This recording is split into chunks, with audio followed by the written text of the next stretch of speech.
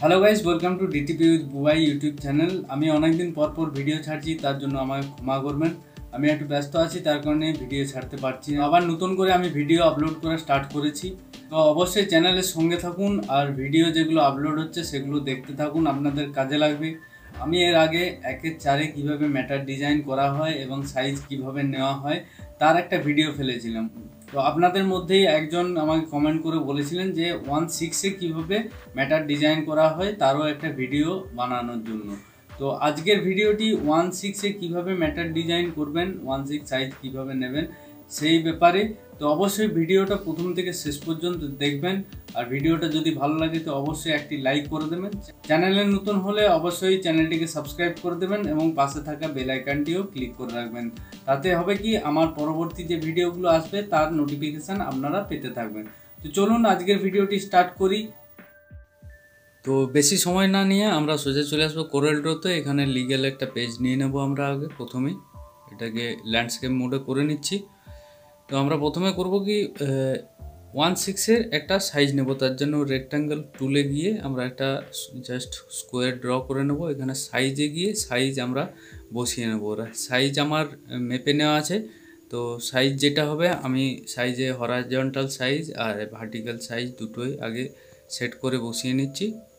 আমার horizontal size হচ্ছে 7.75 এবং ভার্টিক্যাল মানে উপর নিচে যেটা হবে সেই সাইজটাও বসিয়ে নিচ্ছি মেপে পর। তো 6.25 এটাও রাখলে চলে, তো কোনো অসুবিধা নেই। 6.2 রাখছি। এর আগে গাইডলাইন আমরা বসিয়ে নেব। গাইডলাইন বসাবার পরে আমাদের মেন কাজ শুরু হবে। আমাদেরকে দুটো পেজে ভাগ করতে হবে। 1/6 দুটো ভাগে এটা ম্যাটার হবে, মানে 1/12 অ্যাকচুয়াল, মানে 1/6 হাফ হয়ে গেলে 1/12 হয়ে যাচ্ছে। তো তার জন্য আমরা আগে ছোটো করে নেবো এটা ম্যাটারটা, মানে হাফ করে নেবো, ছোটো করে নেবো বলছি। হাফ আগে করতে হবে। তো হাফের সাইজ আগে মেপে পর এখানে বসিয়ে নেবো সাইজের জায়গায় হরাইজন্টালি। ভার্টিক্যালটা বসাতে হবে না, আমাদেরকে হরাইজন্টাল সাইজ বসালেই হবে, কারণ দুটো ভাগে ভাগ হবে। আর মধ্যে গ্যাপিং রাখবো, কারণ কাটিংয়ের জন্য জায়গা চাই। এটা দুটো একসঙ্গে 1/6 দুটো ভাগে ভাগ হচ্ছে ম্যাটারটা। তো আমি আগে এটা গাইডলাইন দেওয়ার পরে দুটো ভাগে ভাগ করে দিলাম। এরপর আমরা আরেকবার একটু ম্যাটারটা মানে গ্যাপিংয়ের জায়গাটা কম হচ্ছে, তো তার জন্য একটু কাটিংয়ের জন্য একটু গ্যাপিংয়ের জায়গা রাখছি। তারপর দুটো ভাগে ভাগ করে দেখে নিচ্ছি যে ঠিকঠাক গ্যাপিং কাটিংয়ের জন্য জায়গা পড়ছে কিনা। এরপর আমরা এখানে গাইডলাইন আরেকটা দিয়ে দেবো, ব্যাস। এরপর আমাদের ম্যাটার ডিজাইন করা স্টার্ট হবে। এটাও গাইডলাইন দিয়ে দিচ্ছি। এরপর আমাদের ম্যাটার ডিজাইন করা স্টার্ট হবে। তার আগে আমি এখানে আমার যে বাংলা সফটওয়্যার সেটা আগে অন করে নেব। বাংলা সফটওয়্যার আমি এখানে আকৃতি 6.0 ইউজ করছি। তো আকৃতি ইউজ করব। আকৃতিতে নর্মাল টাইপ করা খুবই সহজ, তো তার জন্যই আমি আকৃতি 6.0 ইউজ করছি। কোরেলড্রতে সবসময় আকৃতি স্টার্ট করার আগে দেখে নেবেন এখানে সবুজ টিকমার্ক আছে, আর অ্যাপ্লিকেশনে গিয়ে প্যারাডক্সে ক্লিক থাকতে হবে, তাহলে দেখবেন ঠিকঠাক টাইপিং হচ্ছে। তো এরপর আমরা টাইপ সিলেকশন করে নেবো আগে। আকৃতির যে টাইপগুলো আছে, আকৃতি, ভারতী, শরৎ, আনন্দ, এই টাইপগুলোর মধ্যে একটা যে কোনো টাইপ ইউজ করবো, কারণ আকৃতির যেটা নর্মাল টাইপ সেই টাইপটাই চারিদিকে ব্যবহার করা হয় বেশিরভাগ কাজে আমাদের। কোশ্চেন মানে যদি বেশি কিছু লেখা থাকে তো সেগুলোর ক্ষেত্রে, আর নর্মাল টাইপিংয়ের ক্ষেত্রে আমি আকৃতিটা ইউজ করে থাকি। STMটাও ইউজ করি, কিন্তু খুব কম লেখা আছে, তার জন্য আকৃতিতে কাজটা করে নিচ্ছি।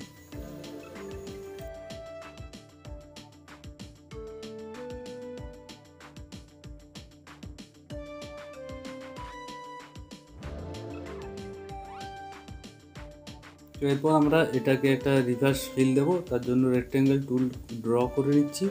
আর এটার বক্সটার আমি ব্ল্যাক ফিল দিয়ে দিচ্ছি। এটাকে শিফট টিপে পেজ ডাউন করে আর লেখাটা হোয়াইট করে দিচ্ছি। ব্যাস, দুটোকে সেন্টার করে নেবো আগে, তাহলে দুটো একই জায়গায় চলে আসবে। এরপর আমি এটা সেট করে উপরে টপে বসিয়ে নেবো, সেন্টার করে নেবো। ঠিক আছে, তো আমার ক্যাশ মেমো লেখাটা পেজের সেন্টারে চলে এলো। এরপর বাকি লেখাগুলো আমি টাইপ করে যাব আর ডিজাইনটা সাজাতে থাকবো, আপনারা দেখতে থাকুন।